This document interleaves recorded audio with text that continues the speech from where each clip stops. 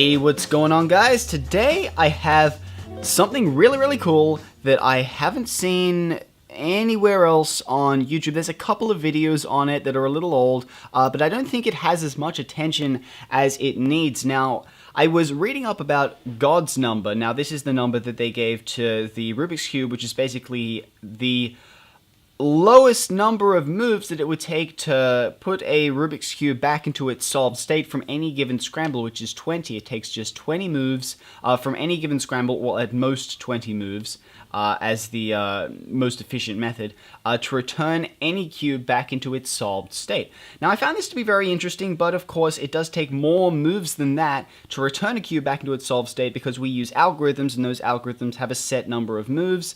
So usually it would be like, well, actually, I don't know how many moves it would take on average. If someone can let me know what that is, let me know in the comment section below. I'd really be interested in hearing about that. But I also found, after doing a little bit of digging, that it turns out these same people that figured out that it takes 20 moves to bring a Rubik's Cube back into its solved state from any given scramble, they also found an algorithm that can be applied to the Rubik's Cube on any angle, on any orientation of any scramble that will have the cube pass through its solved state. They have some statistics. Apparently, it's not always the case. It might be like 75% of the time. But the cube will pass through its solved state whilst completing this algorithm. So here's the algorithm here. I actually wrote it down. So I had to put a grid there so I could actually follow it because it was kind of getting jumbled up. So we have L, R2, B, L prime, R, U2, F2, L, B, D, U2, B, L prime, R2, B2, L prime, D2, U, L prime, B2, U2, R2, B, D2.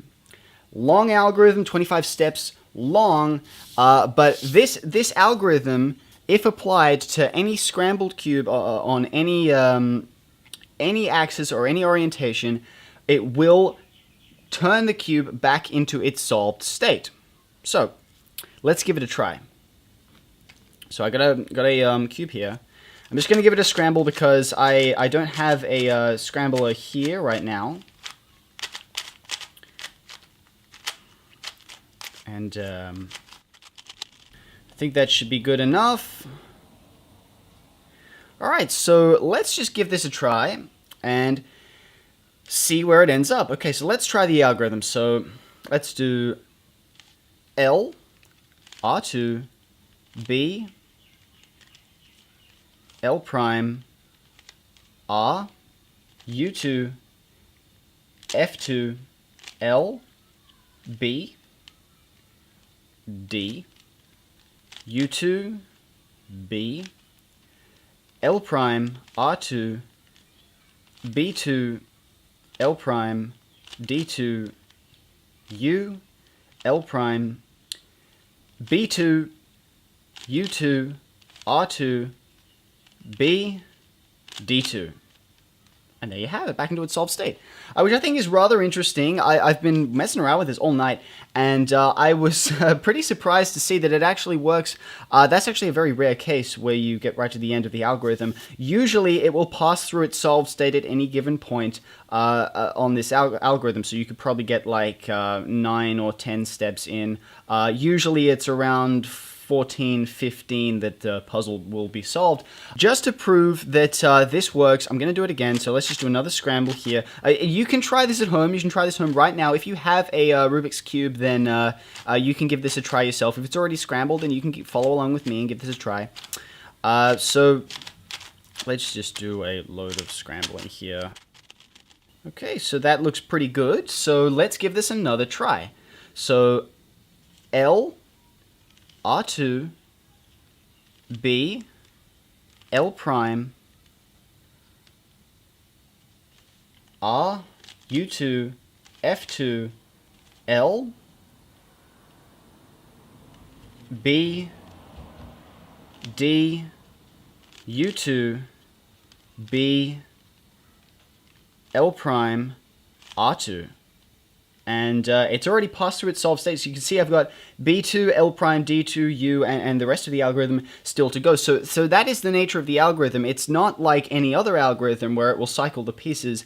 The cube will pass through its solved state along this algorithm. Now this, they have some statistics with them. I haven't been able to find them. But basically, if you get to the end of the algorithm and the puzzle hasn't been solved, then all you had to do is go full circle and just continue with the algorithm from L all the way through.